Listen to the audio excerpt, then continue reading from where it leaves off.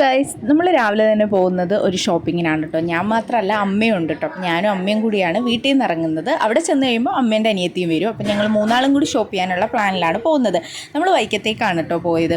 അവിടെ ചെന്ന് ഫസ്റ്റ് ഒരു ഷോപ്പിൽ ചെന്നു. അപ്പോൾ കുറേ സാധനങ്ങൾ മേടിക്കാനായിട്ടുണ്ടായിരുന്നു കേട്ടോ. അപ്പം ഞാൻ കുറച്ച് ഡെനിം സ്കേർട്ട് അങ്ങനത്തെ സാധനങ്ങളൊക്കെ നോക്കി. പിന്നെ മിറർ കണ്ടാൽ മിറർ സെൽഫി എന്ന് പറയുന്ന പോലെ അത് അവിടെ നിന്ന് കുറച്ച് ഫോട്ടോസും വീഡിയോസൊക്കെ എടുത്ത് കുറച്ച് പട്ടി ഷോ കാണിച്ചു.